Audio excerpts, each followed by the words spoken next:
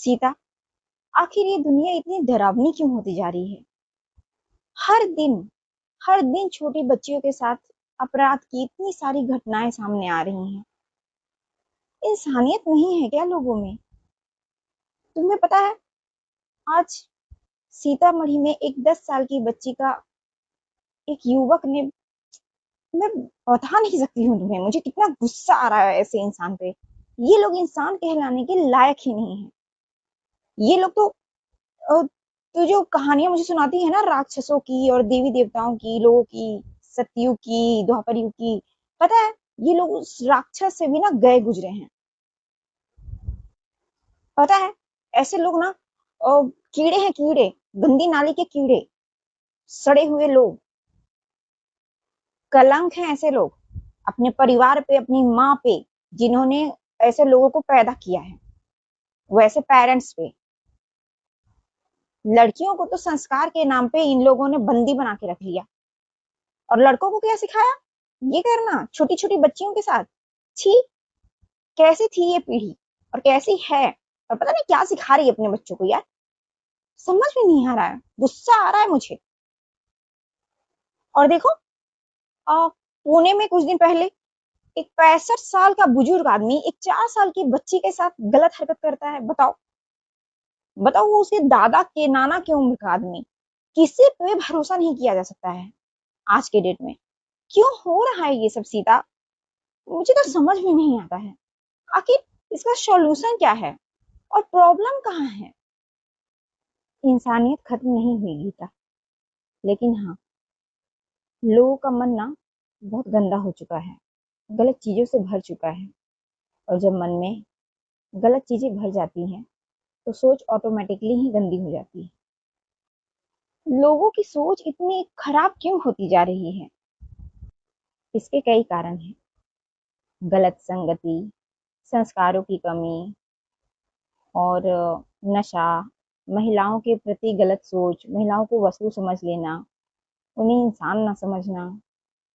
और सबसे बड़ा कारण जानती हो क्या है? हमारे यहाँ पे इंटरनेट पे गलत चीजें, जो एडल्ट मूवीज होती हैं, वो बड़ी आसानी से उपलब्ध हो जाती हैं सबको। मुझे तो लगता है कि इनकी जरूरत ही क्या है? क्या पहले के जमाने में ये सब चीजें होती थी? नहीं होती थी ना। तो इनको दिखाने की क्या जरूरत है? एक चिड़िया को पता है कि उसके परिवार को कैसे आगे बढ़ाना है, तो फिर इन सब चीजों को दिखाने की कोई जरूरत नहीं है। एक दंपति को पता होता है, चाहे वो जानवर होता है, चाहे वो पक्षी होता है। इन सब का मतलब क्या है? ये सारी चीजें हमारी समाज की मानसिकता को सड़ा रही हैं। हमारे युवा हमारे कल्चर को खत्म कर रही हैं, हमारे देश को खत्म कर रही हैं, हमारे बच्चों को खत्म कर रही हैं। तो क्या कोई वीडियोस देखने से भी अपराधी बन सकता है? हर देखने वाला अपराधी बन जाए ये जरूरी नहीं है, लेकिन हाँ, 99% चांस है कि अगर बार बार इन सब चीजों को देखा जाता है तो देखने वाले का दिमाग बीमार हो जाता है। ऐसे लोग महिलाओं और बच्चियों को इंसान नहीं, सिर्फ और सिर्फ अपनी गलत इच्छाओं को पूरा करने का साधन समझते हैं। जब चरित्र कमजोर हो और मन पर नियंत्रण ना हो, तो ऐसी गलत सामग्रियां आग में घी डालने का काम करती हैं। तो फिर इसका समाधान क्या है? क्या हमें एक कठोर कानून व्यवस्था की जरूरत है? हाँ, एक कठोर कानून व्यवस्था की जरूरत है, परंतु केवल कानून से काम नहीं चलेगा। इसके लिए हमारे यहाँ पे संस्कार की भी जरूरत है। बच्चों को बचपन से ही सही शिक्षा देनी होगी, उन्हें वेदों का ज्ञान देना होगा, उन्हें उनके पूर्वजों द्वारा किए गए महान कार्यों से उन्हें अवगत कराना होगा। खासकर लड़कों को सिखाना होगा कि हर लड़की, हर औरत सम्मान के योग्य है। और हाँ, खुद पेरेंट्स भी, जो कि छोटे बच्चों को बच्चा समझकर किसी महिला की बुराई करते हैं, चाहे वो उनके घर की कोई सदस्य हो, चाहे वो बाहर की कोई हो, तो उनको भी ये सब रोकना होगा कि बच्चों के सामने किसी की बुराई ना करें, खासकर किसी महिला की। और सबसे ज्यादा अहम रोल इसमें पिता का होता है, क्योंकि एक पिता को बच्चों के सामने माँ से कभी भी ऊंची आवाज में या गलत सलत बात नहीं करनी चाहिए। जब बच्चा ये देखता है कि एक पिता ही अपनी माता को इज्जत नहीं देता है या किसी स्त्री की इज्जत नहीं करता है, अक्सर ना मर्द जो होते हैं वो औरतों का मजाक उड़ा देते हैं और उनको सबके सामने डांट देते हैं, उनकी इज्जत नहीं करते हैं, तो उनका बच्चा क्या सीखेगा? वो भी यही सीखेगा। इसलिए सबसे अहम भूमिका अगर एक लड़की को देनी होती है तो शिक्षा उसकी माँ देती है, परंतु जहाँ लड़कों की बात आती है तो ये जिम्मेदारी सिर्फ माँ की नहीं होती है, इससे कहीं ज्यादा जिम्मेदारी उसके पिता की होती है। माता पिता को अपने बच्चों की ऑनलाइन गतिविधियों पर पूरी तरह से ध्यान देना होगा। अश्लीलता को मनोरंजन समझना बंद करना होगा और सबसे जरूरी बात कि मन को अच्छे ज्ञान से, अच्छे विचारों से और आत्म संयम से भरना होगा। तो फिर इसमें एक आम इंसान क्या कर सकता है? उसको क्या करना चाहिए? क्यों नहीं कर सकता? बहुत कुछ कर सकता है। जैसे कि अगर कुछ गलत होते देखो तो आवाज उठाओ, बच्चों को गुड टच बैड टच बताओ।